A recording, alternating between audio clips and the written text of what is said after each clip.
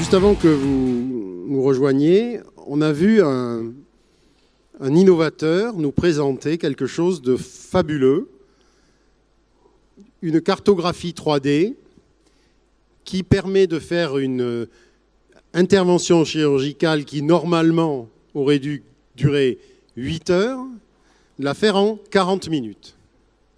Et donc, on va parler ensemble, plus exactement vous allez nous parler, de deux sujets que je voudrais qu'on aborde consécutivement. D'abord, comment on finance toute cette innovation au sein du financement global du système de santé. Et deuxième point, tout ce qu'on gagne, les gains d'efficience produits par ces innovations, comment ces économies-là sont-elles prises en compte par le système? Alors, sur le financement de l'innovation, Valérie Paris, vous qui avez, en tant qu'économiste à l'OCDE, je le rappelle, vous avez une vue assez large de ce qui se passe dans les différents pays. Qu'en est-il de ce problème de financement de l'innovation, Valérie Paris? Alors, le sujet est vaste. Et tenez le micro, les uns et les autres, bien près de votre bouche. D'accord. J'ai décidé d'aborder 2 points, parce que je ne peux pas tout aborder en quelques minutes. Et d'abord, je veux préciser que je me situe dans une perspective, puisque je travaille à la division santé de l'OCDE et pas à la division sciences et technologies. Je me situe en tant qu'acheteur final de l'innovation et non pas en tant que financeur de la recherche et développement, ce qui peut être aussi évidemment le rôle de la puissance publique dans certains cas en tout cas. Donc, en tant qu'acheteur, il y a 2 grands sujets peut-être quand on parle de financement de l'innovation. C'est d'abord les modalités de paiement pour cette innovation. Et la deuxième chose, c'est les décisions de prix et de remboursement, par exemple, du médicament. Quand je parle de modalités de paiement, je veux dire particulièrement à l'hôpital, puisque c'est en général là que se pose souvent, pas tout le temps, mais souvent le problème de l'innovation, et en particulier le problème de l'innovation coûteuse. Comme la plupart des pays de l'OCDE ont choisi d'adopter des systèmes de paiement type tarification à l'activité ou par DRG, finalement ce système est très bon pour l'innovation lorsqu'elle permet de réduire les coûts pour un séjour. Ça, c'est un système idéal. Mais lorsque une innovation se diffuse et qu'elle a un coût particulièrement élevé, alors le système de paiement, de tarification à l'activité est très mal adapté à la diffusion de cette innovation. Donc les pays ont tous mis en place, enfin tous peut-être pas, mais de nombreux pays ont mis en place des systèmes tels qu'on les connaît aujourd'hui qui permettent de financer à court terme une innovation qui, si elle est intéressante, va à terme intégrer le coût des DRG ou des GHS dans lesquels elle a vocation à être utilisée en routine, si on peut dire. Mais les systèmes sont quand même assez différents. Et on observe, par exemple, si on compare Medicare de ce qui se fait en France ou de ce qui se fait en Allemagne, on observe d'abord que le nombre d'innovations ou d'interventions qui sont concernées par ces paiements dérogatoires, provisoires, temporaires est extrêmement différent. On admet un peu plus de une ou 2 innovations par an dans Medicare sur les listes, alors qu'en Allemagne, on est plutôt à 25, 26 innovations par an, et en France, plutôt à 80 si on se réfère aux listes en sus. Je ne parle pas des financements mérites, je parle des listes en sus. Donc, médicaments et dispositifs médicaux. Donc, on est vraiment sur des dimensions différentes, sur des façons différentes de procéder. Et puis, on ne connaît pas très bien non plus, en comparaison internationale, ce que représentent les volumes financiers. Enfin, disons, il n'y a pas d'études publiées et facilement accessibles sur le sujet. Est-ce que j'ai le temps d'aborder le deuxième sujet ou préférez qu'on fasse un deuxième tour? Donc, le deuxième sujet, c'est ce qui concerne les décisions prises en termes de couverture et de prix des médicaments en particulier, puisque nous avons travaillé assez longuement là-dessus pour 14 pays de l'OCDE en tout cas, pour essayer de comprendre dans quelle mesure la valeur de l'innovation était rémunérée. Quel type de valeur était rémunérée, déjà, dans les systèmes? Et puis, comment on établissait le prix ou la volonté à payer pour des produits innovants. Donc les principaux résultats de cette étude, c'est que d'abord, les pays, ou les payeurs, les acheteurs finaux, sont essentiellement prêts à payer pour des valeurs en termes de résultats cliniques, c'est-à-dire des progrès cliniques qui sont observables chez les patients. La question qui nous était posée, c'est est-ce qu'on finance une innovation qui est prometteuse, qui est une étape dans la recherche thérapeutique, mais qui ne se traduit pas par des bénéfices immédiats pour les patients qui sont traités? La réponse, c'est plutôt non. Et est-ce qu'on est prêt à payer pour des innovations qui améliorent le confort des patients, l'utilisation pour les professionnels, etc.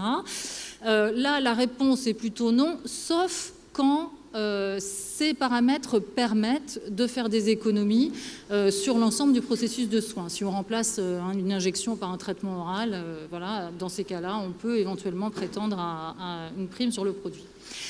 Dans les pays qui utilisent l'évaluation médico-économique pour prendre leurs décisions, on a trouvé qu'un problème assez intéressant se posait en ce qui concerne les limites à fixer. C'est-à-dire que, d'une certaine façon, utiliser l'évaluation médico-économique impose qu'à un moment, on fixe une limite au-delà duquel on refuse de payer pour un produit quand il dépasse le seuil de coût incrémental par quali gagné. Et on s'est aperçu d'abord que peu de pays publier cette limite, c'est-à-dire qu'en général, elle n'est pas explicite. Et les pays qui l'ont fait, comme le Royaume-Uni, donc qui publie une sorte de range, je ne trouve pas le mot, enfin d'intervalles dans lesquels les médicaments sont acceptables. Et puis on a trouvé aussi quelques valeurs qui parfois sont publiées sans être totalement, complètement assumées par les pays, comme ce 80 000 € pour les Pays-Bas, par exemple, qui est une valeur donnée comme ça, mais qui n'est pas un seuil fixe. D'abord, ce qu'on a observé, c'est que les coûts par quali qu'on accepte sont extrêmement différents d'une classe thérapeutique à l'autre. Vous le savez, je ne vous apprends rien parce que vous êtes des industriels. Et que du coup, on n'a pas une valeur uniforme du quali. Ce qu'on est prêt à payer pour une année de vie gagnée ajustée par la qualité est vraiment très différent d'une classe à l'autre. On n'est pas très sûr que ça reflète des préférences de la population plus qu'un pouvoir de marché dans certaines classes, mais en tout cas, c'est comme ça que ça se passe. Et surtout, ces limites, on a l'impression, pour finir, qu'elles sont surtout, elles sont souvent dépassées, et que dans un certain nombre de cas, en particulier quand on est sur des maladies sévères ou des maladies ou rares, ces seuils de coût par quali sont complètement dépassés par les pays, et ça, c'est une tendance assez générale.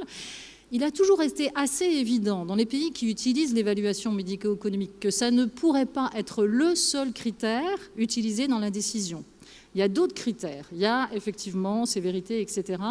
Mais j'irais aujourd'hui un peu plus loin en disant que ce critère d'évaluation, l'évaluation médico-économique n'est absolument d'aucun secours quand on est sur des maladies très rares ou très sévères pour lesquelles il n'y a aucune alternative thérapeutique. Et dans ces cas-là, l'industriel a un pouvoir de marché qui est, je ne sais pas, parfois on a envie de dire illimité, mais peut-être que vous nous direz le contraire, quels que soient les bénéfices thérapeutiques du produit d'ailleurs. Et c'est un peu le constat qu'on fait aujourd'hui. Je m'arrête ici. Merci Valérie Paris. Éric Cornu, vous qui voyez aussi différents pays, cette question du financement de l'innovation, comment vous l'abordez, vous ? D'abord, merci pour l'invitation et félicitations pour cette première tout à fait remarquable de Pharmacité. Peut-être quelques éléments qui m'ont frappé dans les discussions antérieures ne nous l'auront pas. Enfin, les exemples qu'on a eus dans l'oncologie sont absolument merveilleux. Le progrès technologique est fabuleux. On est encore loin de ce niveau de compréhension et de connaissance dans bien des domaines thérapeutiques où on est encore sur un modèle, je dirais, peut-être ancien. Le défi des technologies est formidable dans la mesure où, quand vous contrastez les cycles d'innovation de notre industrie sur plusieurs années, et que vous voyez ces boîtes, même quand elles sont gigantesques, qui travaillent avec une version bêta, qui 3 mois plus tard passe sur le 2.0, 9 mois plus tard 3.0, et 12 mois plus tard, on est de nouveau sur la nouvelle génération de technologies. Je vous laisse songeur sur comment vous allez marier à l'intérieur de nos métiers l'évolution de ces technologies qui sera tôt ou tard couplée avec nos produits et la dimension réglementaire extérieure. Une autre particularité qui est ressortie clairement dans les interventions, c'est les notions de partenariat, de plateforme.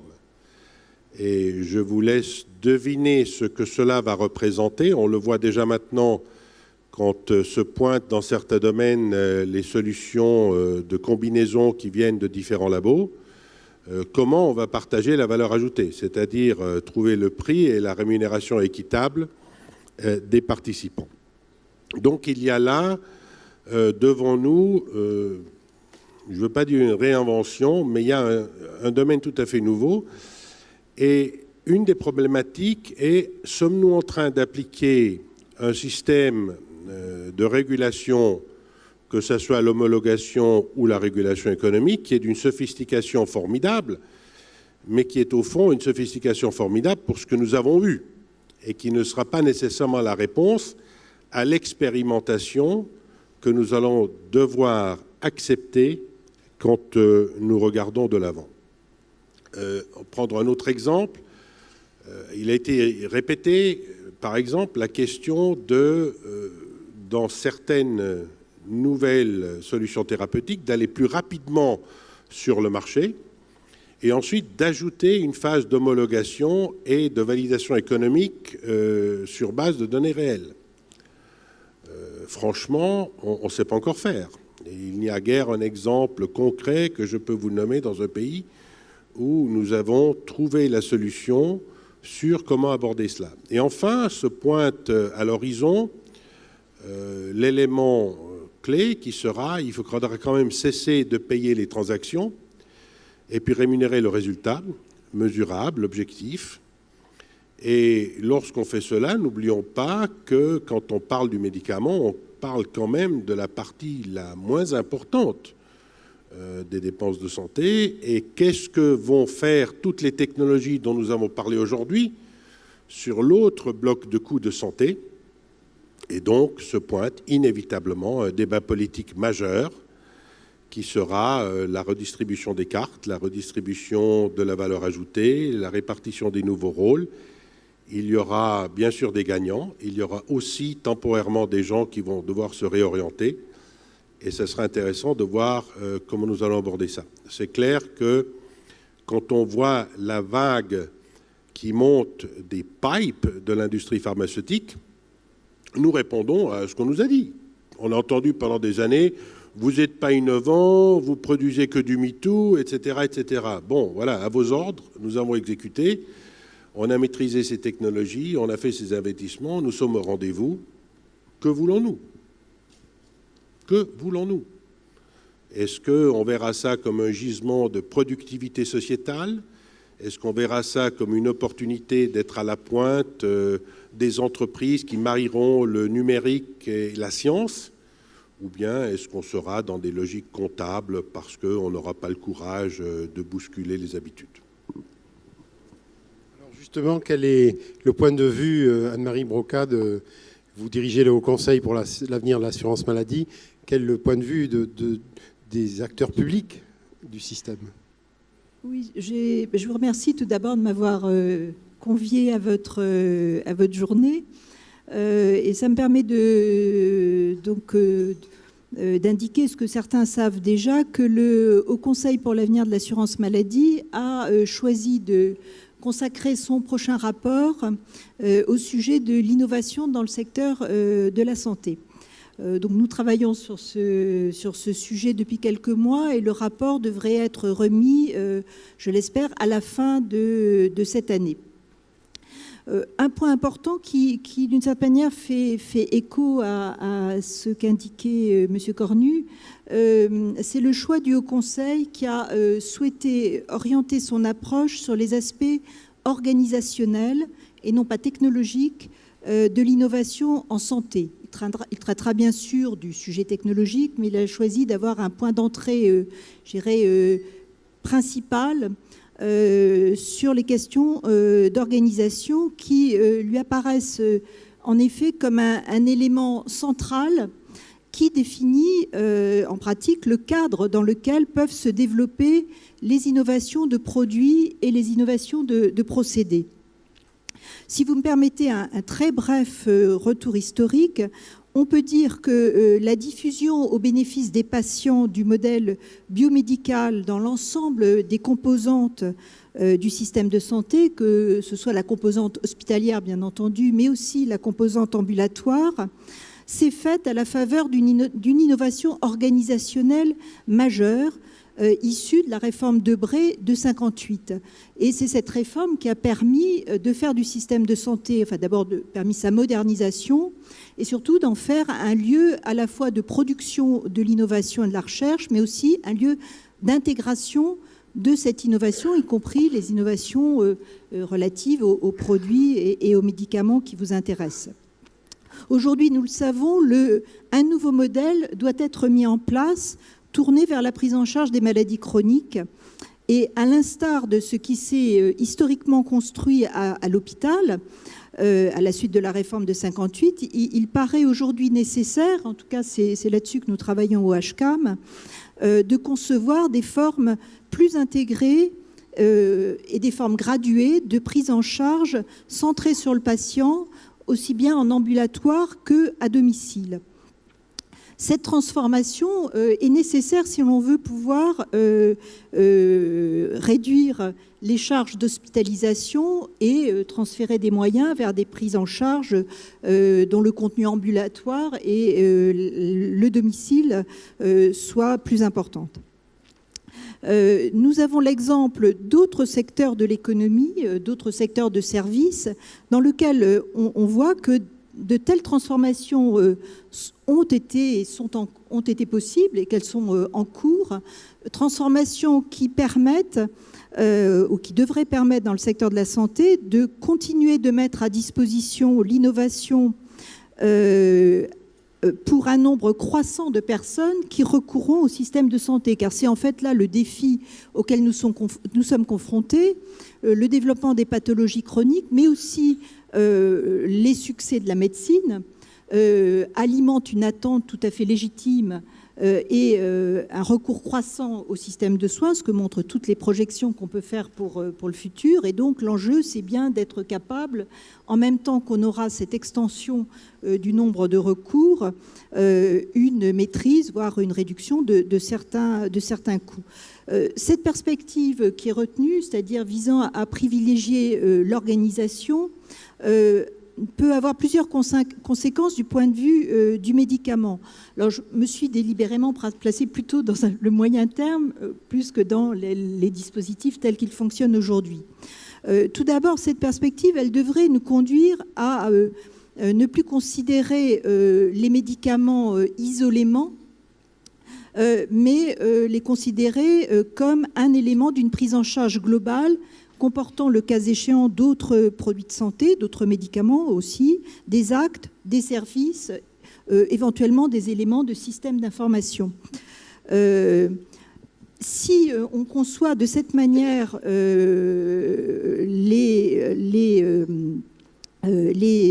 l'ensemble des prises en charge à financer, il faut que le système d'évaluation, voire le système de tarification, puisse progressivement évoluer pour compléter l'approche par produit par des approches plus vastes portant sur, je crois qu'il est convenu de dire, des solutions thérapeutiques globales.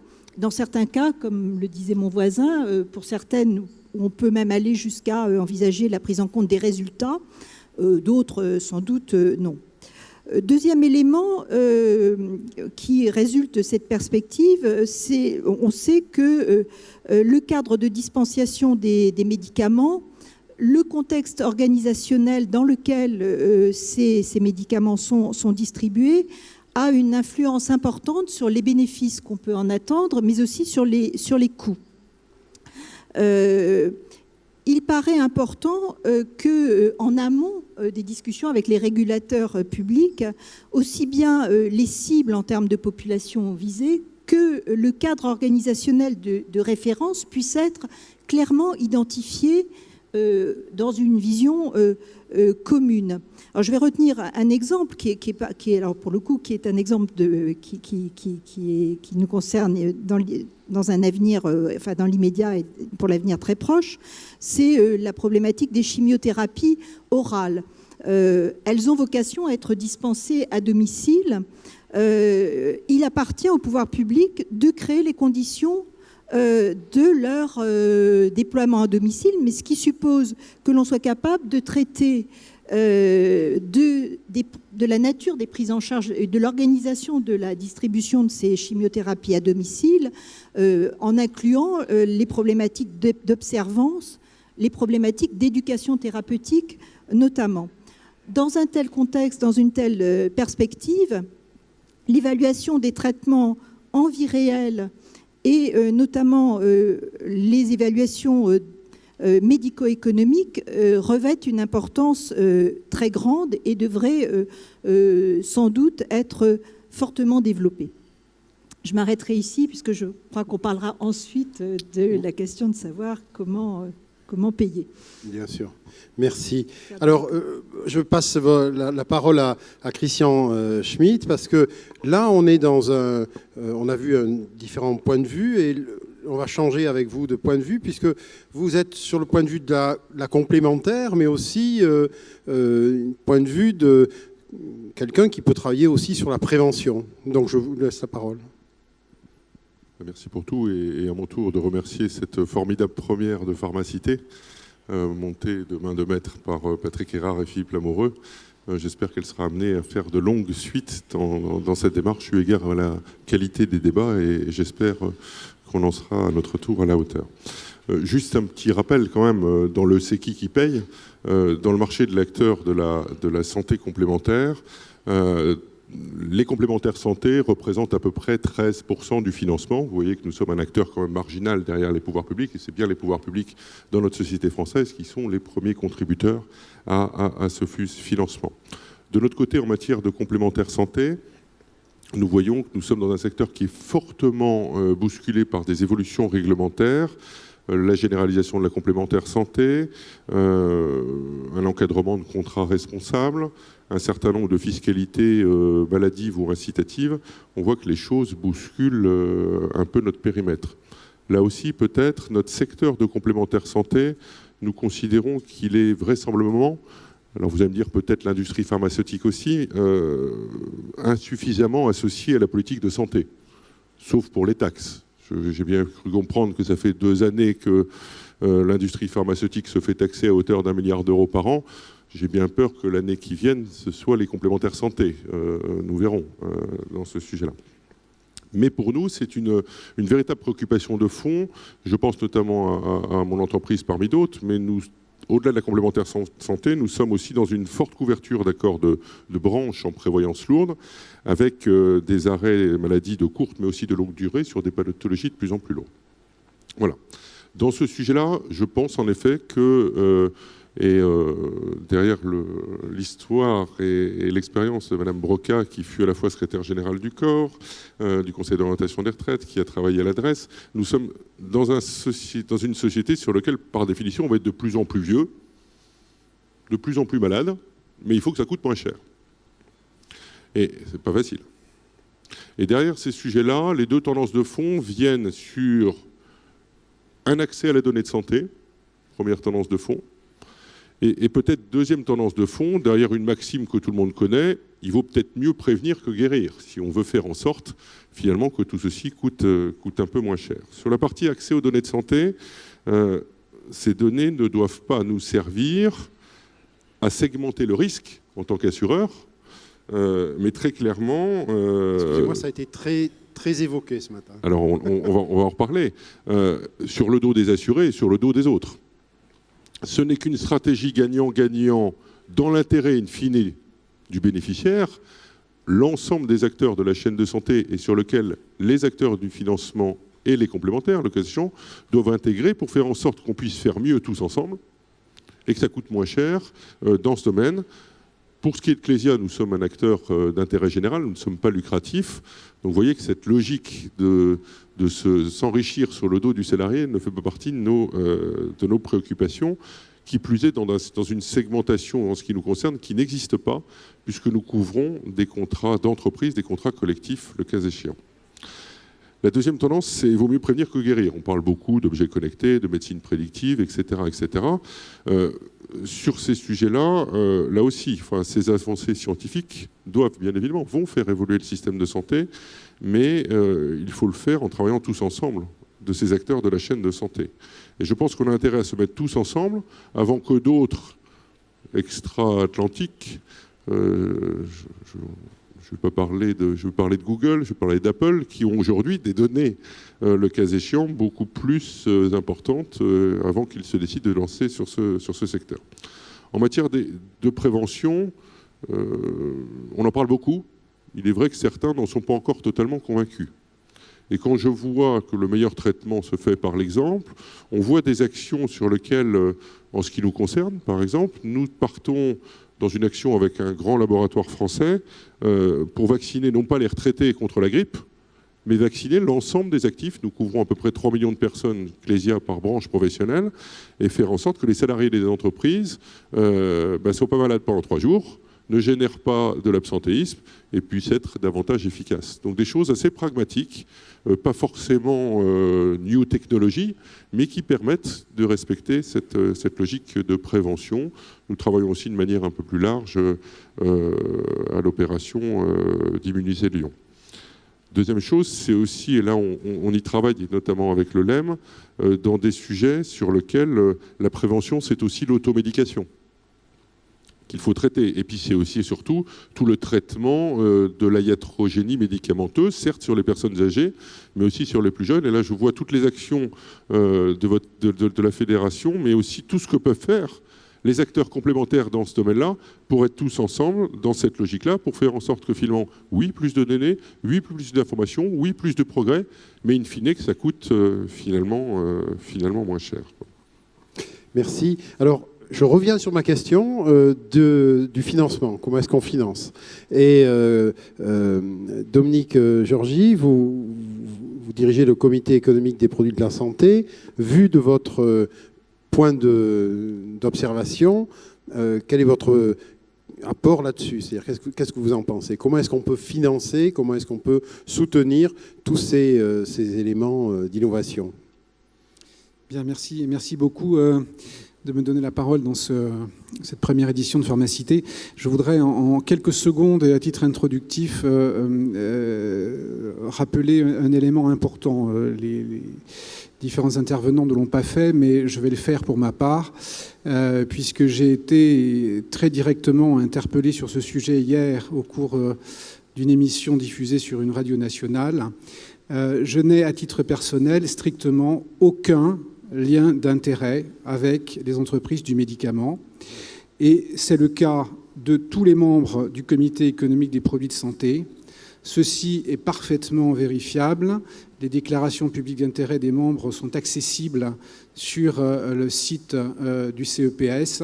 Et tous ceux qui auraient des questions ou des doutes sur ce sujet peuvent très facilement vérifier la réalité de ces liens d'intérêt, ou l'absence en l'occurrence de ces liens d'intérêt, puisque tout est public et publié. Donc je voudrais très solennellement rappeler ce point pour éviter que certains donnent de fausses informations à ce sujet. Alors ceci étant dit, la question effectivement de l'innovation est au cœur du travail du comité économique des produits de santé. Notre rôle, c'est de faire en sorte que les innovations arrivent effectivement sur le marché au meilleur coût pour l'assurance maladie, pour les financeurs en général.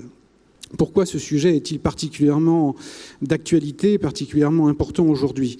Évidemment, ce n'est pas là un élément nouveau, mais parce que le médicament est socialement, on va dire, financé. Et donc, effectivement, il est naturel que nous nous préoccupions de le financer au meilleur coût. Le contexte est évidemment celui d'une contrainte budgétaire de plus en plus forte et il faut faire en sorte de respecter les objectifs qui nous sont donnés en matière de maîtrise, en particulier de l'objectif national des dépenses d'assurance maladie. Troisième élément, il nous faut prévenir les rentes d'exploitation. Les prix sont de plus en plus élevés. Ce n'est pas forcément, on va dire, un élément normal, naturel. Et il nous faut donc vérifier au cas par cas qu'il n'y a pas constitution dans le temps de rente indue. Quatrième élément qui résulte finalement de la contrainte dans laquelle nous sommes placés, de la contrainte budgétaire dans laquelle nous sommes placés, c'est qu'il nous faut éviter des effets d'éviction. Éviter qu'effectivement, parce que nous financerions telle innovation, mais à des coûts trop élevés, nous provoquions sous d'autres aspects, on va dire, et dans d'autres lieux du système de santé, des effets d'éviction. Et enfin, je le rappelais tout à l'heure, l'objectif du comité, c'est bien entendu que nous donnions accès à ces innovations, pour autant que ce soit de vraies innovations. Il faut bien reconnaître qu'au cours des dernières années, M. Cornu le rappelait, il y a un regain récent, mais le nombre d'innovations réelles était plutôt limité. Pour autant, on a bien assisté à une hausse ininterrompue des prix au cours des 10 dernières années, souvent pour des populations cibles de plus en plus restreintes. C'est un phénomène qu'on connaît bien, en particulier pour les médicaments orphelins. Souvent avec une pression à l'arrivée des produits de plus en plus précoces, qui tient à la fois, bien entendu, au souci des patients de bénéficier le plus tôt possible de cet espoir nouveau qui leur est donné, et aussi des industriels de mettre ces produits sur le marché le plus tôt possible. Enfin, dernier élément, il y a addition et souvent simultanéité des traitements coûteux. C'est un élément dont il nous faut tenir compte. Ça, c'est finalement pourquoi faut-il essayer de maîtriser la dépense, de maîtriser les coûts de l'innovation. Alors, comment fait-on ? Comment peut-on faire ? D'abord, le procédé même, on va dire, qui est celui du système français, de réglementer administrativement les prix, sous le contrôle de Valérie Paris, il me semble que par rapport au système de fixation libre, ils permettent incontestablement de créer un espace de financement supplémentaire, donc de moins dépenser, et créer de l'espace de financement, c'est évidemment permettre à enveloppe budgétaire limitée un accès de meilleure qualité aux innovations. Je rappelle que les objectifs qui sont fixés au comité économique chaque année conduisent à une baisse moyenne sur l'ensemble du marché de l'ordre de 4% des prix chaque année. Et donc, effectivement, nous créons, à travers cette réglementation, cette régulation des prix, de l'espace de financement. Alors, deuxième élément, deuxième réponse au comment, l'évaluation médico-économique. Je m'inscris, je dirais, dans la ligne de ce que disait Anne-Marie Broca. Je crois effectivement que l'évaluation médico-économique en vie réelle, donc a posteriori, permet d'évaluer correctement le rapport coût-efficacité du produit, de repérer en particulier les externalités possibles, et il appartient, comme Anne-Marie le disait très bien, il appartient au pouvoir public de créer les conditions de cette captation des effets bénéfiques, des effets économiques bénéfiques du médicament, qu'il s'agisse effectivement de la réduction des durées de séjour à l'hôpital, de la possibilité de rester et d'être soigné à domicile à moindre coût. Et les exemples sont nombreux. Troisième élément, l'anticipation. Je crois qu'il y a là un élément très important. Il ne faudrait pas que, maintenant que, comme le disait M. Cornu, la machine à innovation repart, nous soyons surpris. Et c'est ce que nous avons essayé de mettre en place au comité économique, modestement, avec des moyens limités, mais d'essayer, grâce aux informations qui nous sont fournies par les industriels, de bâtir une sorte de perspective d'arrivée des médicaments innovants au cours des 3 à 5 prochaines années. C'est pour les pouvoirs publics quelque chose d'essentiel d'avoir cette visibilité sur les innovations qui arrivent. Quatrième élément, et là il s'agit véritablement de la politique menée par le Comité économique des produits de santé, nous essayons, pour parler simplement, d'en avoir pour notre argent, de faire en sorte que les pouvoirs publics en aient pour leur argent.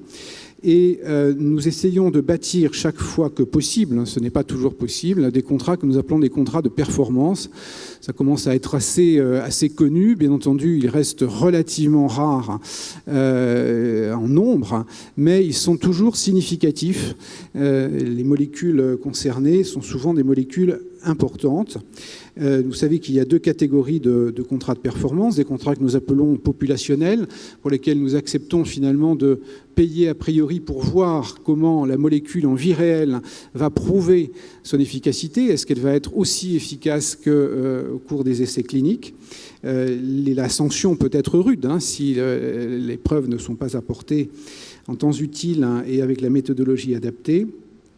Deuxième catégorie de contrats, des contrats de performance sur base de critères individuels d'efficacité, donc repérés, ou plutôt que nous suivons au cas par cas, je veux dire, qui sont déterminés molécule par molécule, suivis sur registre, et qui nous permettent d'adapter le paiement public à la satisfaction obtenue. Enfin, et pour être bref, je ne peux pas terminer cette intervention sans un appel à la responsabilité des industriels. Les innovations sont de plus en plus coûteuses. On peut admettre qu'effectivement les recherches soient elles-mêmes longues et coûteuses, que le screening des molécules soit de plus en plus complexe. Néanmoins, je pense qu'il faut tenir compte de la sensibilité à la fois des pouvoirs publics, mais aussi des patients, de leurs représentants face à cette inflation des prix. Il n'est pas anormal qu'une rémunération juste soit apportée à l'industriel à partir du moment où la valeur créée est réelle.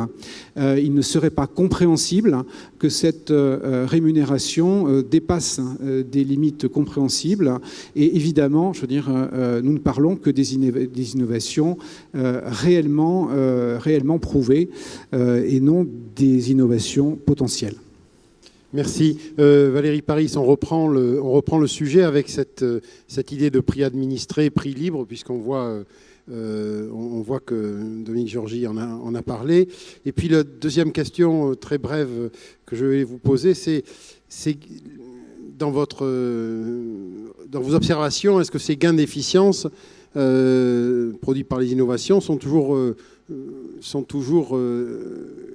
donnent toujours des économies sur ces deux points, en mettant bien votre micro devant votre bouche. Oui, merci. Je vais essayer. Alors sur la question prix libre, prix administré, je dirais que d'une certaine façon, à part pour les États-Unis où le marché est vraiment très particulier et on ne sait pas trop ce qui se passe, dans un certain nombre de cas, les prix libres ne sont pas si libres que ça, en fait. C'est-à-dire qu'à partir du moment où on utilise l'évaluation médico-économique pour dire à partir de tel montant, je refuse de payer, à partir de tel coût par quali, je refuse de payer. Et ce qui se passe en général, c'est qu'après ça, il y a une négociation et qu'il y a aussi des accords du type de ceux que mentionnait M. Georgy tout de suite, ou qui peuvent être juste des accords financiers, c'est-à-dire l'industriel qui accepte de diminuer son prix, au moins dans une des indications du produit. Donc en fait, les marchés sur lesquels les produits sont totalement libres, totalement libres, ne sont, enfin, ça n'existe pas beaucoup. Et par contre, le pouvoir de marché de l'industriel, à mon avis, quand il existe et quand il est fort, il est assez fort partout. Donc, évidemment, on peut obtenir des négociations, des baisses de prix, mais c'est fort. En ce qui concerne les gains d'efficience, alors là, c'est assez intéressant parce que d'abord, partons de la technologie, du progrès technique en général. Il y a deux types de progrès techniques. Un progrès technique qui ajoute du potentiel thérapeutique, des bénéfices thérapeutiques, etc. et qui ne se substitue pas à des choses qui existaient, éventuellement en faisant des gains d'efficience, des économies même, je dirais, des économies. Ce qu'on constate dans la littérature qui observe les dépenses de santé, c'est qu'on considère en général, selon les estimations, que le progrès technique est responsable de 1/4 à 3/4 de l'augmentation des dépenses sur très longue période. Ça ne veut pas dire que c'est pas bien. Je veux dire, on paye du progrès technique. S'il y a dans certains domaines, il y a eu de grandes avancées thérapeutiques. Donc, c'est bien ce que les sociétés veulent. Mais quand on dit gain d'efficience, en fait, il faudrait être totalement capable de rapporter les gains en termes de santé qu'on a obtenus ou en termes de bien-être pour la société, même pour l'entourage des malades. Enfin, on peut envisager ces gains d'efficience d'une manière extrêmement large. Et il faut se garder d'avoir une approche de l'efficience qui soit juste en termes d'économie. Si vous le permettez, je voulais ajouter juste une chose à propos de cette efficience, c'est qu'on assiste à quelque chose d'assez intéressant sur les marchés pharmaceutiques aujourd'hui. C'est une forte concentration de la dépense sur les médicaments qu'on appelle spécialisés, c'est-à-dire les médicaments onéreux. Aux États-Unis, en 2012, on considérait que ces médicaments spécialisés représentaient 1% du marché de prescription. En termes de prescription, d'unités prescrites, mais 25% des dépenses. Et 2 ans plus tard, ça serait plutôt près de 50% du marché, 44% du marché. Ces médicaments de spécialité, en général, ils sont utilisés sur des populations cibles plus petites. Et si tout se passe bien, ils ont des bénéfices très importants, mais ce n'est pas toujours le cas. Ça veut dire qu'on concentre la dépense sur un plus petit nombre de patients et sur des bénéfices thérapeutiques qui sont parfois limités, pas toujours. Enfin, je veux dire, ça peut apparaître limité en termes de quali et en même temps, quand on est sur des médicaments de fin de vie, c'est quelque chose qui a de la valeur pour un certain nombre de personnes. Donc, mais en termes d'efficience globale du système, je pense qu'il faudrait s'assurer que c'est vraiment ce qu'on veut. C'est-à-dire que parfois, on pourrait dépenser plus d'argent dans la prévention, dans d'autres choses qui apportent des bénéfices thérapeutiques plus élevés. Ce n'est pas à l'expert extérieur de dire ce qu'un pays doit faire. Mais il faudrait être sûr que les choix qu'on fait reflètent les préférences des populations et que si on se dirige vers une couverture exclusivement du risque catastrophique, bon, est-ce que c'est vraiment ce qu'on veut ? Merci. Éric Cornu, pour rebondir sur cette question de l'efficience. Peut-être quelques réflexions sur aussi ce que nous devons faire en tant qu'industrie. Il est clair qu'en aval de l'AMM, la vie réelle du produit, nous devons être vigilants à pouvoir rester un acteur reconnu. Il ne faudrait pas que l'on voit tout à coup d'autres acteurs qui ont accès aux données ou qui sont capables de gérer ces données, s'allier et un peu dans la logique de ce que nous avons entendu ce matin, nous voir relégués à un rôle de on est l'inventeur, on est le producteur, on l'amène à l'AMM, mais au fond, là où est le vrai gisement de valeur sur le produit, à savoir ce qu'il apporte dans la vraie vie sur le patient réel, on laisse le champ à d'autres. Et je pense que là, nous devons nous ouvrir et engager plus directement notre responsabilité en aval du produit et trouver le moyen de partenariat. Et je pense que, notamment sur ce sujet, il y a un certain nombre de blocages, particulièrement en France, que j'invite à lever parce que je pense que ça peut être un modèle intéressant, notamment dans un pays qui a les structures qui sont les vôtres. Un autre élément qui a été abordé plusieurs fois serait le prix, ou le prix raisonnable, ou le prix exorbitant. N'oublions pas quand même qu'en tant qu'industriel, nous sommes un acteur responsable avec une société qui nous regarde, qui a accès aux informations et qui sait pointer du doigt lorsqu'un comportement serait considéré comme inapproprié. Il y a toutefois aussi en filigrane un débat de société qui commence, sur lequel il va falloir porter une réflexion, On a créé des mesures incitatives pour les maladies rares, c'est très bien, mais faisons attention à ce que cette croissance des solutions trouvées dans les maladies rares et les prix qui vont avec ne commencent pas à fissurer un consensus sociétal sur la prise en charge collective de certains risques. Et je pense que là, en tant qu'industriels, nous devons être particulièrement vigilants. Ces systèmes sont dessinés pour inciter, ils sont dans une logique de durabilité et ayons soin à ne pas déséquilibrer le système. Nous restons dans un métier avec 5 à 10 ans d'horizon de développement de produits et donc la durabilité du système est essentielle. Sur le prix, j'aurais aimé entendre un peu plus la volonté d'expérimenter, que ce soit dans un modèle classique, où on est prêt à aller sur le marché peut-être avec des considérations incomplètes, et puis on partage le risque de la vie réelle du produit et on trouvera la solution qui jusque-là, soyons honnêtes, n'a été une solution qui ne va que vers le bas, qui n'a jamais tenu compte de ce qu'on a pu trouver. Un autre élément qui peut être intéressant, c'est que de plus en plus, les nouvelles thérapies ont un effet curatif. Et il faut savoir se poser la question, est-ce qu'on va vraiment pouvoir capter toute la valeur du produit dans la transaction qui a lieu au début de l'administration du produit, ou est-ce qu'il faut imaginer un modèle différent où la rémunération de la valeur ajoutée qu'apporte le produit, elle est étalée sur un certain nombre d'années, selon le patient. Parce que parfois, ce qu'on voit dans la littérature, ce n'est pas nécessairement le déni de l'innovation ou de la valeur ajoutée de l'innovation, mais c'est l'incapacité, à l'intérieur d'une enveloppe ou d'un budget, de tenir compte de cela. Peut-être une remarque par rapport au marché américain. Quand vous discutez avec les organismes phares, provider, PBM, dans une discussion récente avec un des acteurs que je considère peut-être être comme le plus avancé, Express Scripts, ils sont très clairs. Et ils disent, écoutez, dans le domaine chronique, retail primary care, c'est pas mon souci. Mon souci, c'est pas le médicament. Mon souci, c'est au fond de trouver l'EasyJet du chronique.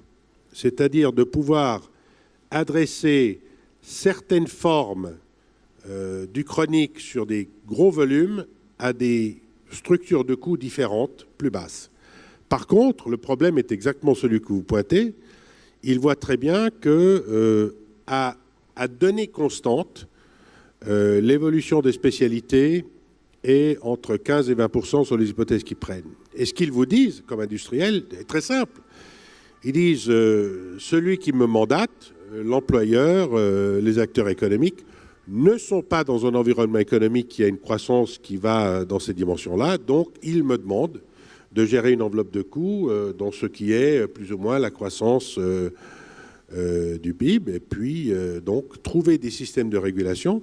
Et ce qui est intéressant, c'est faisons attention, parce que ce que nous appelons le pays des prix libres, lorsqu'on met en marche les mécanismes du marché, on s'en sort en tant qu'industriel pas nécessairement mieux que dans une logique de prix administré. C'est assez intéressant de voir. Il y a donc un moment qui est une période de grâce où le prix administré n'est peut-être pas facile à avaler, mais il y a aussi une période où, lorsque l'offre commence à s'enrichir, eh bien, je peux vous dire que la notion du prix libre ou des logiques de marché, c'est assez douloureux. Marie Broca, l'appel d'Éric Cornu à être plus innovant aussi, à essayer de nouveaux systèmes, je vous voyais opiner, pourriez-vous l'expliquer ? Oui, je pense, enfin, comme je le disais dans mon premier propos, que le défi auquel nous sommes confrontés, c'est d'effectivement réaliser la transformation de notre système de santé. Pour le moment, nous l'appelons beaucoup de nos voeux. Nous cheminons dans cette transformation, mais on a besoin d'avoir une transformation profonde de l'organisation des soins et qui doit avoir pour corollaire, là, je suis tout à fait Monsieur Cornu, une transformation profonde du système d'administration de la santé, bien sûr. Je voudrais revenir sur 3 points, mais d'une certaine manière, je vais en partie rejoindre les propos des précédents intervenants. Tout d'abord, un point qui a été discuté au HCAM, c'est la question de l'éclairage des choix collectifs dans l'allocation des ressources au sein du système de santé. Et effectivement, à l'occasion de la séance que nous avons tenue sur la problématique de l'évaluation et de la veille, nous avons discuté des résultats qu'on constate, je dirais, ex post ou a posteriori, qui montrent que finalement, tant le coût la dépense publique ou collective par quali consenti est extrêmement variable selon les pathologies et les types de prise en charge, préventive ou curative. Alors, ce qui n'est pas, je dirais, ce qui a un certain fondement, parce qu'on peut considérer que selon l'enjeu vital qui est associé à un traitement, on puisse imaginer des dépenses par quali différentes. Néanmoins, lorsqu'on fait le tableau a posteriori, on peut se demander si vraiment c'est le reflet des préférences collectives qu'on pourrait avoir dans un débat éclairé. De la même manière, le partage ou l'évolution du partage des dépenses selon les pathologies, les aires thérapeutiques, selon les approches curatives ou préventives, est aussi une question, et je pense que nous ferons certainement des propositions pour favoriser un débat public sur ces choix qui ensuite peuvent aider le régulateur à orienter son action et ses prises en charge. Deuxième question que vous posez, c'est comment réaliser des économies, c'est-à-dire trouver des marges de manœuvre financières pour pouvoir se payer, pour parler un peu familièrement, les innovations qui en valent la peine. On sait, je le disais, on a l'exemple d'autres secteurs d'activité où on voit bien qu'on peut avoir une approche économique, ou je dirais d'économie industrielle, du fonctionnement du système de soins tendant à rationaliser ce fonctionnement de sorte à dégager des gains de productivité. Alors dire qu'on ne réalise pas de tels gains est faux. Quand on observe, et notamment des études qui avaient été conduites autrefois par l'adresse, qui sont actuellement rééditées, montrent que quand on considère par exemple le secteur hospitalier, on constate d'importants gains de productivité qui ont été réalisés dans le secteur hospitalier et qui ont permis d'absorber les effets du vieillissement finalement qui aurait dû conduire, enfin qui faisait craindre à une certaine époque une explosion des dépenses de santé, a permis d'absorber la prise en charge des malades du sida sans que non plus on ait une explosion des dépenses hospitalières. Donc il est faux de dire qu'il n'y aurait pas de gains de productivité dans notre système. Ce que l'on peut dire en revanche, c'est que les gains de productivité ou les innovations qui font faire de telles économies sont d'autant plus appropriées qu'elles fonctionnent au sein d'un secteur, c'est-à-dire au sein du secteur hospitalier, au sein du secteur obligatoire. On a beaucoup plus de mal à mettre en œuvre des innovations ou des économies qui permettent de redéployer des moyens d'un secteur à l'autre ou même à l'intérieur de l'hôpital, on le sait, d'une discipline à l'autre. Enfin, on a le sujet chirurgie, radiologie interventionnelle, vous avez eu autrefois le sujet de l'anesthésie. Enfin bon, ce sont des sujets compliqués dans lesquels il faut se garder d'une approche trop budgétaire parce qu'en réalité, il y a d'importants déterminants qui peuvent être des sujets de formation des professionnels, d'évolution des qualifications qui doivent être prises en charge. Et je pense que c'est la responsabilité des pouvoirs publics que de le faire. Il faut aussi, je pense, et nous le faisons probablement insuffisamment, si nous voulons développer des prises en charge ambulatoires et encore plus à domicile, être capable d'identifier les modèles économiques correspondant à ces prises en charge. Et nous assurer que des acteurs, qui peuvent être divers d'ailleurs, puissent s'inscrire dans le cadre de ces modèles économiques. Quand je parle de modèle économique, c'est la capacité à assurer une offre de services qui puisse être équilibrée, alors qu'elle soit sur le mode EasyJet ou sur un mode plus coûteux. Ma conviction, c'est que en ville et à domicile, ça doit être pour, non pas pour tous les malades, mais pour un certain nombre de malades, une offre plus intégrée. Et donc ça, c'est, je dirais, un premier enjeu. Et de ce point de vue-là, nous sommes un peu balbutiants. Et je pense que, par ailleurs, que les intégrateurs, probablement, ne doivent pas être d'abord les régulateurs qui soient de l'État ou de l'assurance maladie. Ça doit être des offreurs de soins qui soient capables de se positionner sur ces nouvelles offres de services. Symétriquement, et je pense que c'est là la difficulté qui explique les blocages et la difficulté à redéployer, il faut que les acteurs anciens ou les acteurs, je dirais comme on dit parfois, les insiders, qui ont des positions dominantes, puissent être intéressés à la transformation. Et ça, je pense que là aussi, je pense que c'est un peu un fantasme de penser que des acteurs puissants et dominants vont d'un coup s'effacer, fût-ce au nom de prise en charge plus, ou de stratégies thérapeutiques plus glorieuses. Donc je pense qu'il faut trouver les moyens de cet intéressement. Alors je terminerai, donc ça sont les marges de manœuvre, je dirais, qui doivent être envisagées au-delà du seul secteur du médicament, bien sûr. Je pense que d'une certaine manière, aussi bien le régulateur que les acteurs ont intérêt à se positionner sur des visions plus transversales et moins strictement sectorielles des prises en charge. Ça ne veut pas dire qu'il n'y ait pas non plus des marges de manœuvre à trouver au sein du secteur du médicament.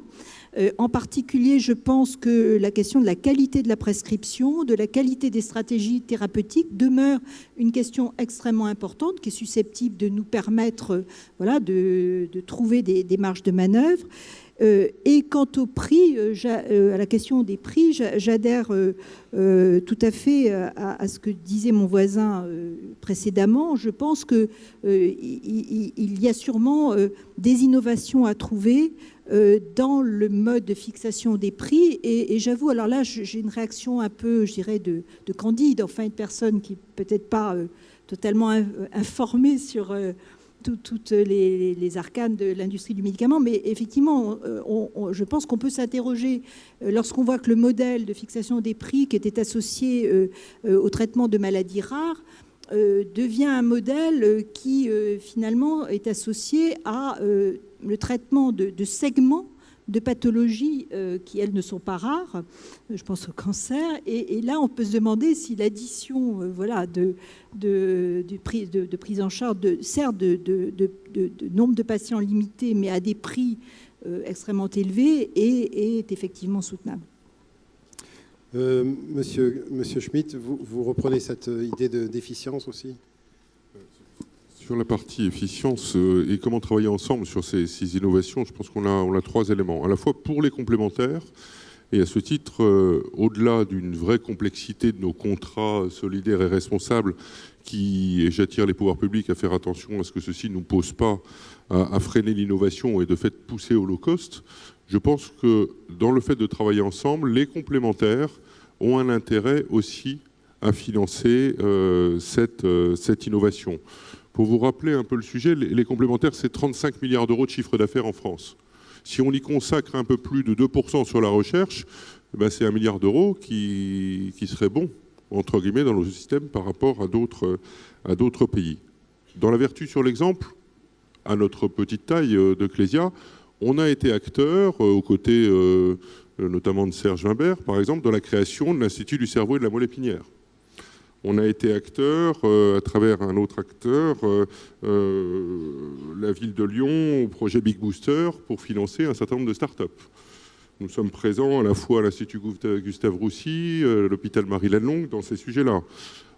On fait la promotion, vous le verrez si vous allez à une autre université d'été fin août, au MEDEF, à travers justement des start-up dans l'innovation en matière de santé dans ce domaine-là. Sur ce sujet-là. Donc, l'action des complémentaires, je pense qu'elle est nécessaire. On se doit aussi de contribuer à ce financement. Deuxième logique, il faut qu'on travaille ensemble. Donc là aussi, comment trouver un moyen, en dehors de cercles éminents sur ce sujet-là, de manière pragmatique, de trouver acteurs de la chaîne de santé, industrie, médecins et complémentaires et pouvoirs publics, bien évidemment, comment peut-on travailler ensemble pour associer ces innovations. Et là aussi, avec une démonstration par l'exemple, nous connaissons l'industrie pharmaceutique puisque nous la couvrons notamment en retraite complémentaire au niveau de Clésia sur l'ensemble de ces acteurs et faire en sorte que dans les la vertu, par exemple, dans ces mêmes sociétés d'industrie pharmaceutique, je reprenais la démarche de M. Cornu, engager la responsabilité de l'industrie sur le fait on a nos propres complémentaires santé pour nos 100 000 salariés de l'industrie, eh bien, rajoutons des choses innovantes dans nos complémentaires santé qui permettent d'avoir un bien-être et faire en sorte que par la prévention, ça coûte moins cher chez telle et telle société de l'industrie, dans une démarche d'innovation et de prévention. Il faut s'auto-appliquer à nous-mêmes ce que l'on veut montrer à l'extérieur. Enfin, vous parliez d'efficience. Si on fait une rétropolation des métiers, en général, il y a 40 ans, il y a 50 ans, et on les projette aujourd'hui, il y a 50% de chômage. L'innovation en elle-même aboutit à la transformation des hommes. Et si on projette les métiers actuels, dans 50 ans, il y a 70% de chômage. Donc on voit bien que finalement, cette logique d'efficience, Mme Brocal le disait, oui, l'efficience, elle existe, elle est permanente. Dans ces sujets-là, on voit bien que l'innovation, c'est la démonstration d'une capacité collective à aller et à se servir en bien de ces innovations technologiques dans nos organisations, dans nos modes de fonctionnement, dans nos métiers, dans nos pratiques. Je reprends, j'ai été bluffé tout à l'heure par l'intervention de Dassault Systèmes, et j'ai encore les bonnes nouvelles du Bourget sur l'autre métier de Dassault, à savoir Dassault Aviation, dans cette logique de nouvelles technologies.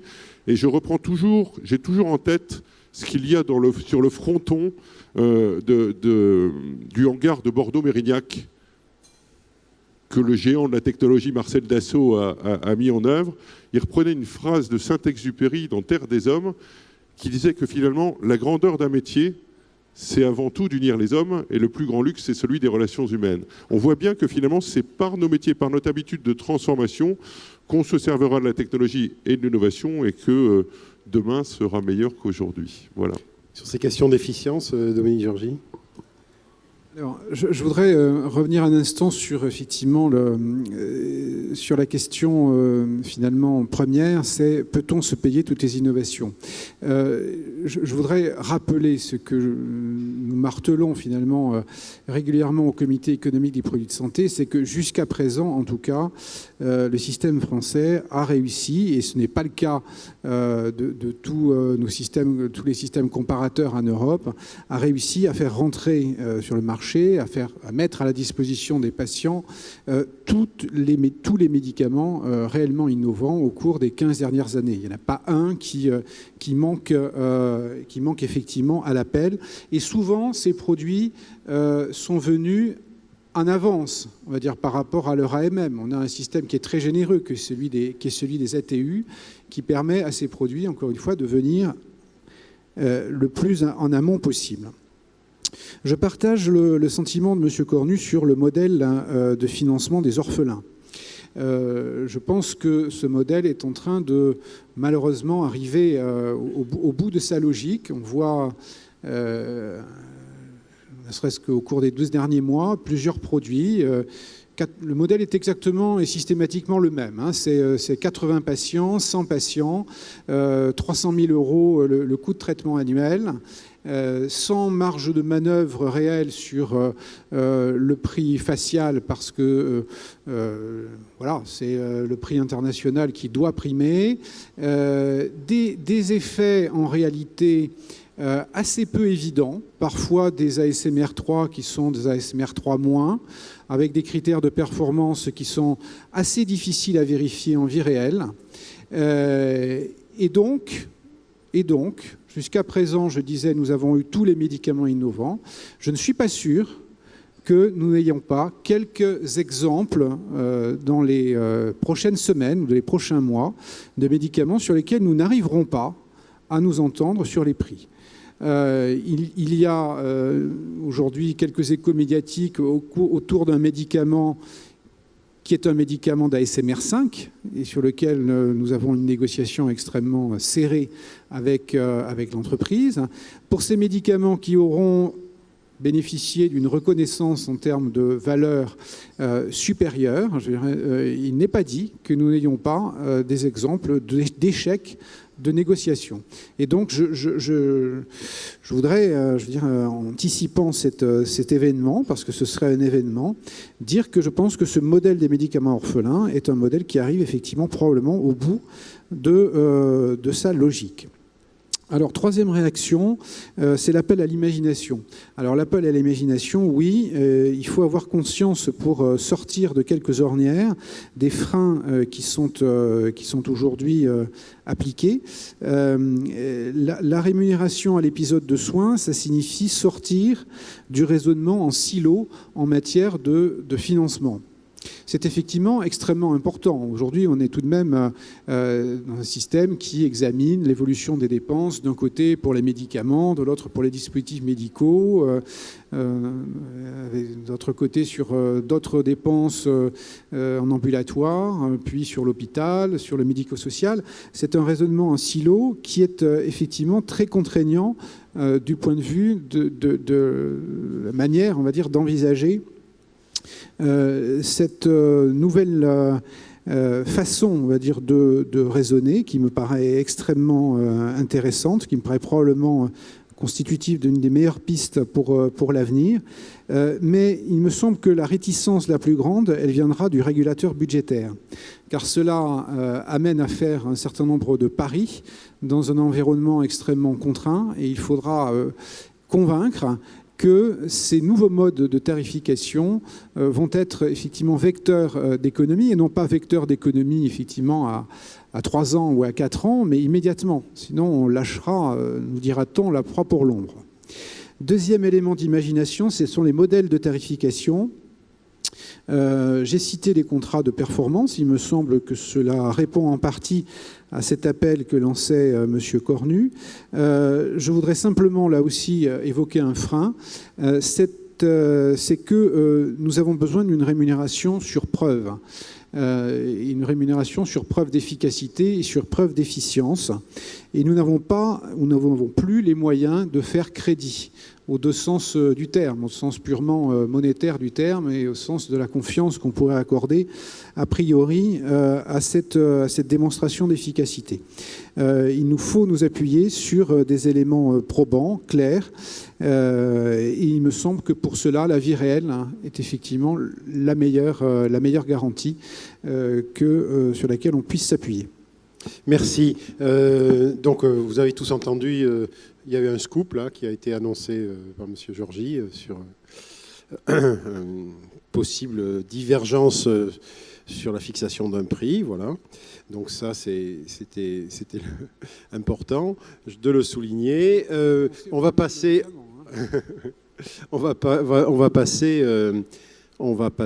aux questions. Alors, les questions.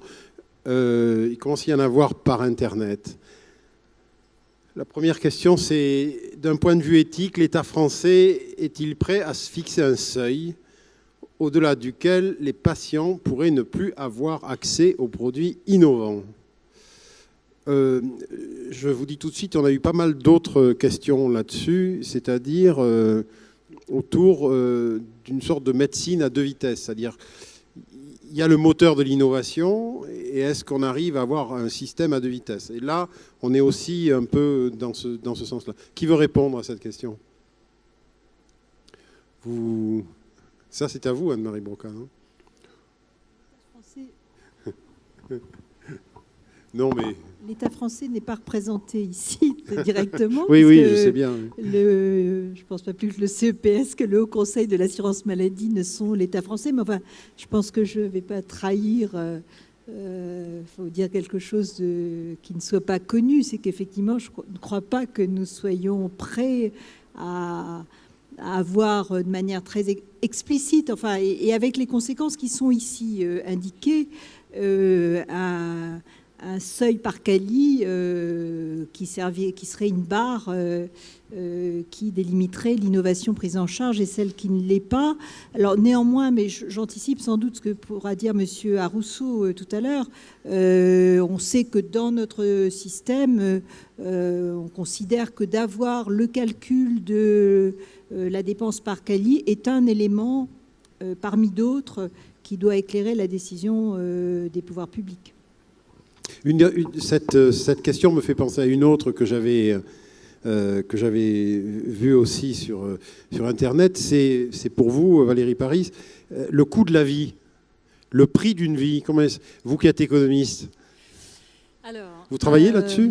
Oui, d'abord je voudrais souligner qu'effectivement, très souvent en économie de la santé, on utilise ce ratio de coût-efficacité incrémental, coût par quali, dans une approche qu'on qualifie d'extra-welfariste dans la mesure où on ne prend en compte que les bénéfices en santé qui sont pondérés par l'utilité que les individus accordent à cette santé et que c'est en général là-dessus qu'on base les décisions. Dans d'autres domaines de l'action publique, quand on améliore l'infrastructure routière ou quand on fait un certain nombre de choses qui concernent l'environnement, on utilise plutôt l'analyse coût-bénéfice dans lesquelles on donne une valeur monétaire à la vie humaine ou plutôt, plus exactement, au décès qu'on essaie d'éviter, au décès qu'on va éviter par la politique qu'on met en place. L'OCDE, la direction environnement, c'est-à-dire pas la direction santé, a fait une étude assez intéressante sur la valeur statistique de la vie, où elle a pris en compte toutes les études qui ont été faites dans lesquelles les gens déclarent ce qu'ils sont prêts à payer pour éviter un décès. Toutes les études ont été prises en compte dans 3 secteurs, l'environnement, le trafic routier et la santé. Et mes collègues ont fait des méta-régressions, enfin une méta-analyse de toutes ces données pour voir si la valeur statistique de la vie change en fonction du domaine dans lequel on intervient. Donc d'abord, disons que la valeur statistique de la vie moyenne pour tous les pays de l'OCDE, c'est autour de 3 millions de dollars US et que ça varie selon les études entre 1,5 et 4,5 millions de dollars. En Europe, ça serait un peu moins élevé.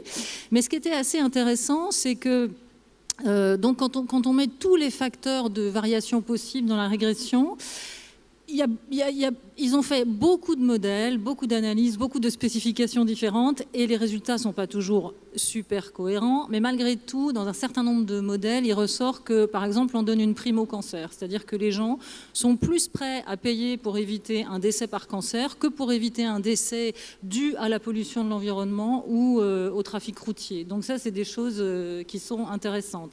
Mais pour l'instant, les gouvernements, comme l'OCDE, sont dans une espèce d'incohérence quand ils font des analyses économiques, dans la mesure où on n'utilise pas le même benchmark.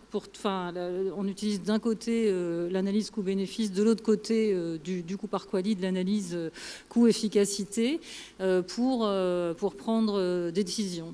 Et par ailleurs, on n'utilise pas toujours non plus toutes ces analyses pour prendre des décisions. Parfois, on les prend Très bien.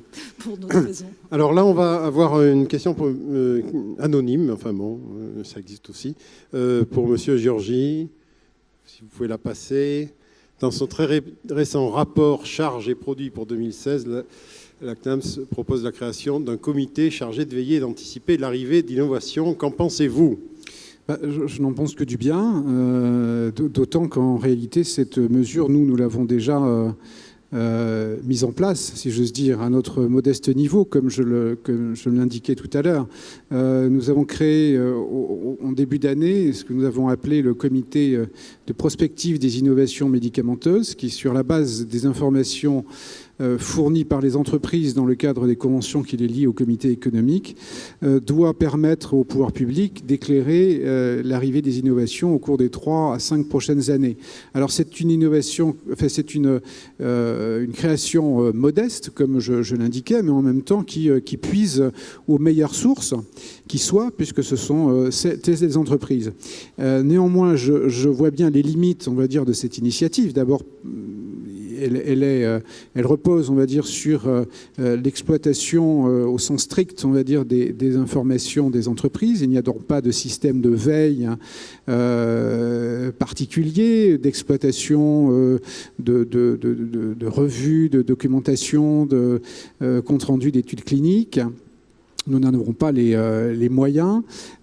C'est malgré tout une initiative partagée, puisque le comité économique des produits de santé constitue un réseau interadministratif et interinstitutionnel, et donc il y a partage par définition des informations qui sont tirées de ce travail.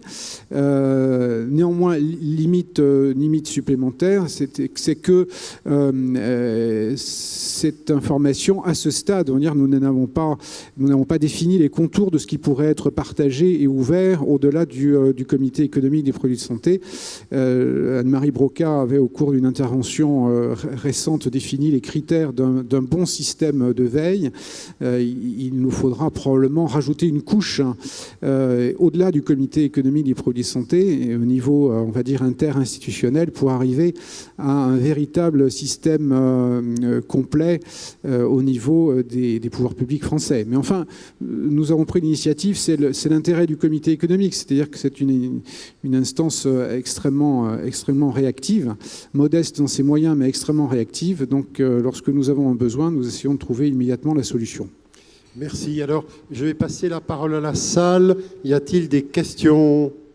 Des micros vont se passer parmi vous. Est-ce qu'il y a des questions, monsieur?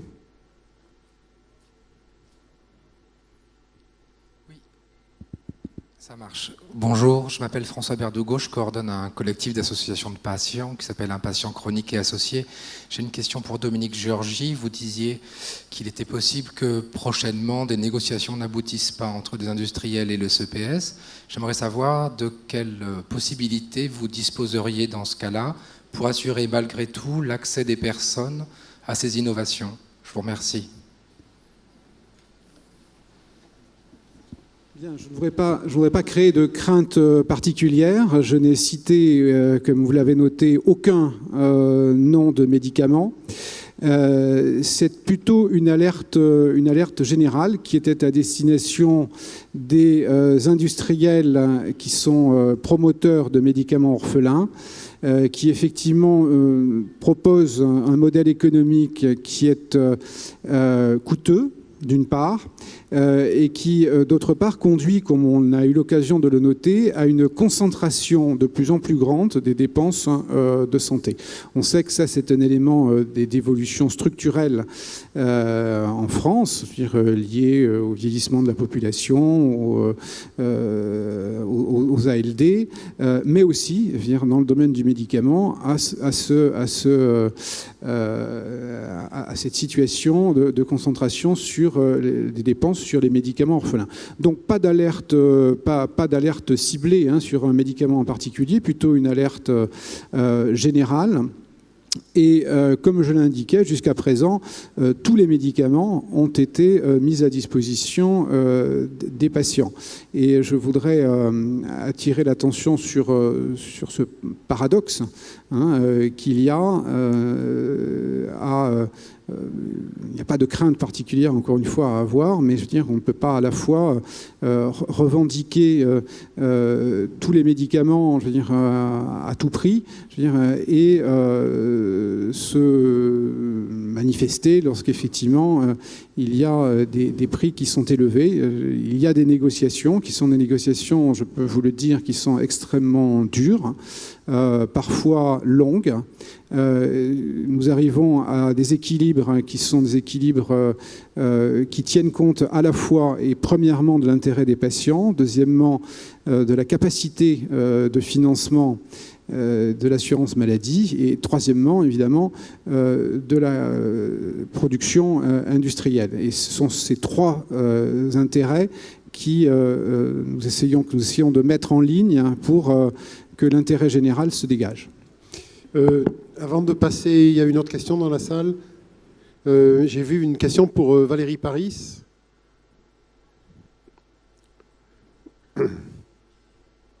Juste après. Voilà. Alors,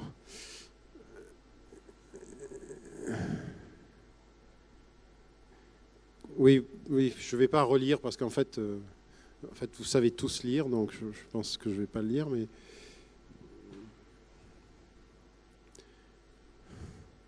Est-ce que vous pensez qu'il y a une, de 100 ans, une baisse? D'ailleurs, M. Cornu peut répondre aussi là-dessus. Dans les autres secteurs hors santé, j'imagine. Dans les autres secteurs hors santé, j'imagine que c'est un peu le sens de la question. Oui.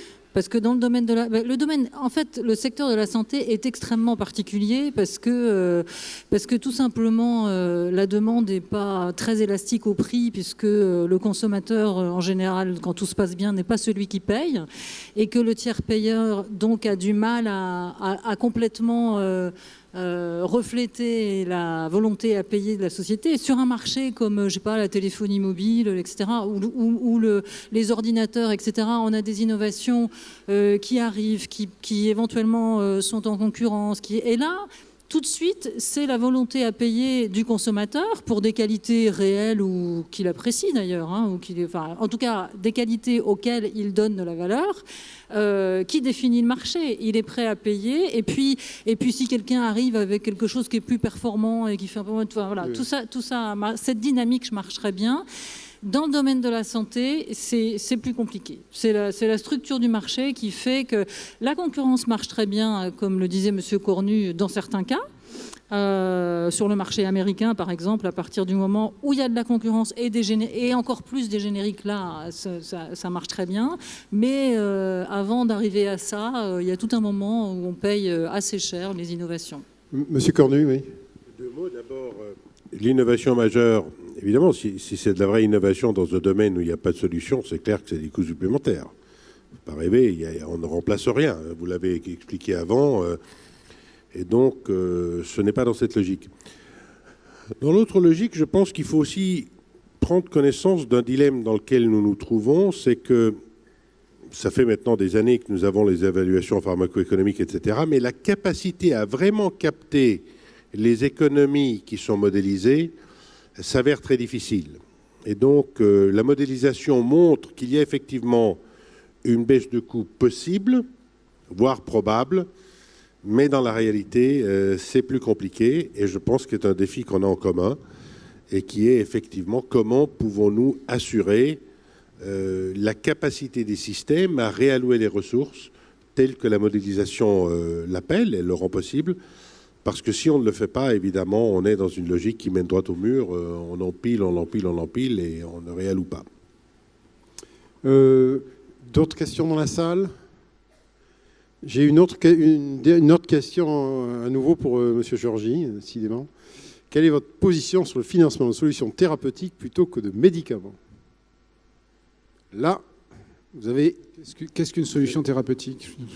Ça, je ne sais pas. En plus, c'est M. Anonyme qui a posé la question. C'est M. Anonyme, oui. Oui, Valérie Paris a la réponse. Bon, si je comprends bien la question, effectivement, il y a des débats en ce moment, notamment aux États-Unis, sur les possibilités de payer un parcours thérapeutique, notamment en cancer, ce qui existe déjà d'ailleurs dans d'autres domaines. On paye pour un épisode de soins, prothèse de la hanche, par exemple, et on a un forfait qui inclut les soins avant, post. Les forfaits. Pour moi, c'est ça que ça évoque. Sauf que ce qui se développe aussi actuellement au niveau international, ce sont des systèmes dans lesquels, en plus de ce forfait, ce forfait est ajusté en fonction des résultats. On est très... les notions de outcome-based, value-based paiement ou paiement à la performance, etc. se développent. Donc, de plus en plus, on voudrait payer quand il y a un résultat. Quand il y a un bon résultat pour la santé, on est prêt à payer plus. Ceci dit, ça suppose, dans le cas précis du médicament, que les acheteurs aient une marge de négociation. Si vraiment on veut obtenir quelque chose sur le marché spécifique du médicament, ça nécessite que les acheteurs aient un certain pouvoir de marché dans la négociation du prix du médicament. Sinon, eux-mêmes vont être confrontés au même problème. D'autres questions de la salle? Monsieur? Pardon, excusez-moi, Monsieur Georgi. Non, mais du coup, j'avais une hésitation sur cette notion de solution thérapeutique, mais en y réfléchissant, je veux dire, dans le cadre de la négociation en cours avec le LEM sur le renouvellement de l'accord cadre, nous avons une notion qui peut-être se rapproche de celle-là, qui est la solution de solutions multitechnologiques de santé. Donc c'est pas le paiement au forfait, mais c'est le médicament accompagné d'un certain nombre d'éléments complémentaires qui peuvent conduire à optimiser son utilisation. Alors je pense en particulier aux biomarqueurs qui permettent évidemment de cibler les patients qui répondront le mieux à l'effet attendu de la molécule. Je pense à certains dispositifs médicaux. Je pense à des systèmes d'information qui peuvent conduire à, le cas échéant, améliorer l'observance. Et on sait que dans certains domaines, l'observance est un facteur d'efficacité majeur. Je pense à certains services. Donc il y a autour de la molécule un ensemble de technologies, de services, d'éléments nouveaux qui aujourd'hui ne sont pas pris en compte et dont peut-être il faudrait réfléchir à la meilleure manière, on va dire, de tenir compte, on va dire, de cet accompagnement dans la mesure où il pourrait être bénéfique et dont on pourrait démontrer ce bénéfice. Dernière question. Monsieur. Merci. Monsieur Georges également, Faraj Abdelnour à Silim. En partie, vous venez de répondre, mais je souhaite reposer la question quand même. Par l'anticipation des innovations médicamenteuses, est-ce que vous allez faire à peu près la même chose pour les dispositifs médicaux, sachant qu'on a des DM qui arrivent, dont ceux connus peuvent en parler en dispositif médical, le fameux lentille qui va mesurer la glycémie sans que... Est-ce qu'il y a la même réflexion pour les DM ? Et finalement, on peut dire aussi un mot, c'est que ce qu'on a pu entendre ce matin, jusqu'à maintenant, c'est plus l'innovation DM, parce que toutes les choses qui étaient présentées ce matin parlaient plus du dispositif médical que médicaments, sachant qu'apparemment nos amis pharmaceutiques s'intéressent beaucoup à ces innovations-là. Merci. En théorie, la réponse est oui, bien sûr. Tout ce que nous venons de dire sur le secteur du médicament a vocation à s'appliquer mutatis mutandis sur le secteur du dispositif médical.